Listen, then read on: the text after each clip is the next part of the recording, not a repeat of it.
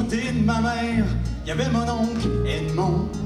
Il était bien smart, il parlait anglais, surtout quand il était rond. Il faisait des yip yip, do you speak English? I can talk faster than you. One hamburger, moutarde relish, puis il était lousse quand il était sous. Do you want a shot? Yes, why not?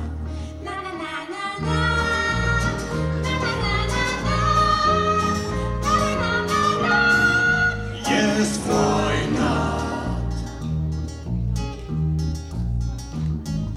Un bon matin, sans dire un mot, Edmond a sacré le camp.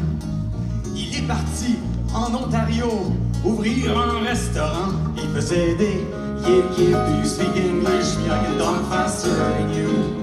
One hamburger, moutarde relish, puis il était lousse quand il était sous.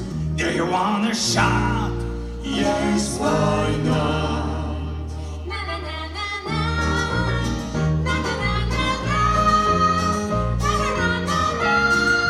Yes, why not?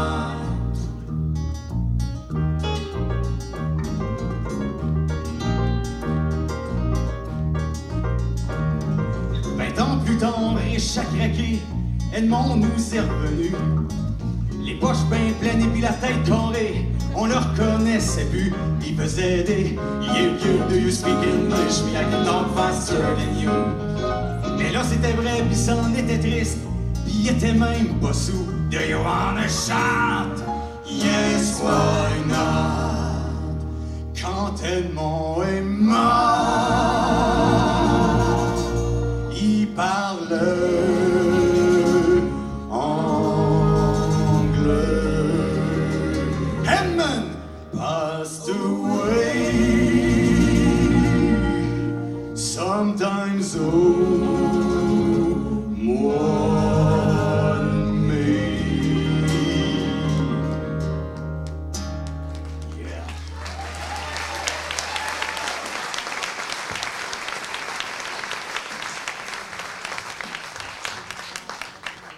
Ouais.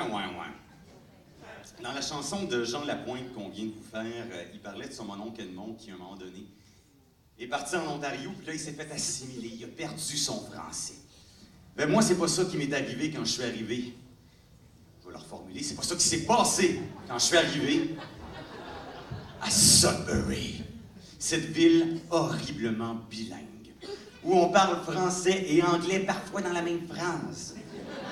Ce qui contribue à créer un climat de confusion linguistique qui, moi, m'a beaucoup fait souffrir quand je suis arrivé ici. J'ai une couple d'histoires à vous raconter. La première fois que j'ai voulu commander une bière à Sudbury, c'était au Peddler's Pub.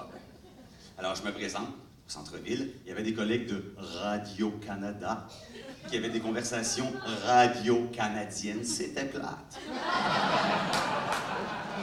Donc, je me suis dit, je vais aller me chercher une bière, ça va être un petit peu moins plate. Mais c'est la première fois que je commande une bière en anglais. Ça m'angoisse un petit peu. À ce moment-là, il y a une table qui se libère. Mes collègues s'installent. Moi, je vais au bar. Je suis trop gêné pour commander devant eux autres. J'arrive au bar, je dis I want a beer, please. Le gars, il comprend que je parle pas très bien en anglais, il essaye de m'aider. Alors, il me dit, OK, tu veux une bière, Est-ce que tu as un tab? Je regarde, ben oui, on avait une table, ben oui. Je dis, oh yes, I have one. Il dit, OK, est-ce qu'il y a déjà des bières sur ton tab? Drôle de question, je regarde, il y en avait 5, 6. Je dis, oh yes, there's 5 or 6. Il dit, OK, est-ce que tu veux payer right now pour les bières qui sont sur ton tab? Je dis, whoa, I won't pay for these beers. Il dit, qui va payer pour les bières qui sont sur ton tab? Ben, j'ai dit, the people who drink the beer will pay for their own beer. Lui, il me dit, habituellement, usually, c'est une bière sur ton table, il faut que tu payes pour ton bière. J'ai dit, ben sacrément, c'est pas le même que ça se passe au Québec.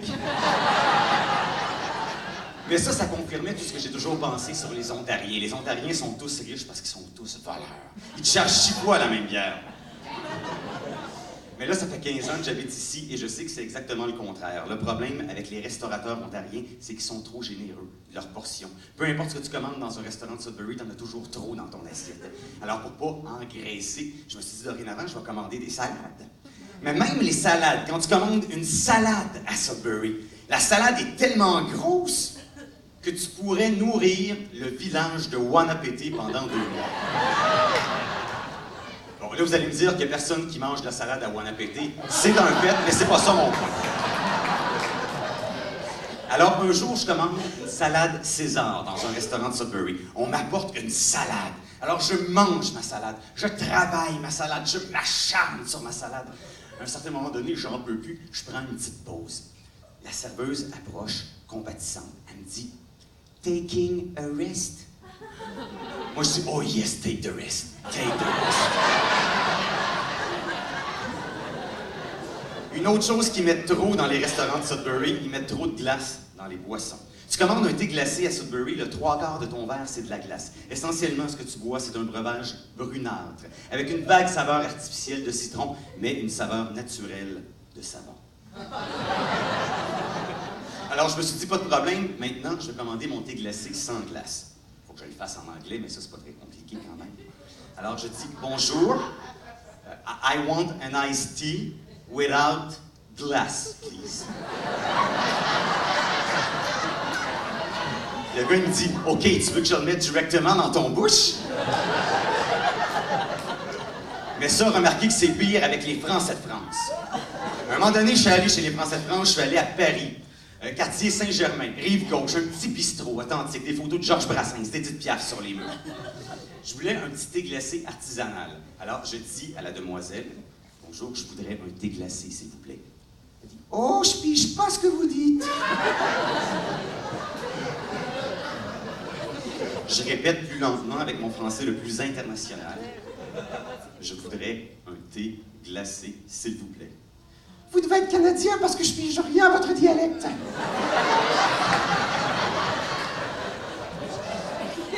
Je répète plus lentement. Je veux un thé glacé. Yvonne, tu pourrais m'aider, il y a un Canadien, je sais pas de quoi il cause. Mademoiselle, le Lipton qui est drette là. Du iced tea! Fallait dire du iced tea! Et c'est là que j'ai compris la chanson de Robert Paquette, Moi je viens du Nord, iced tea.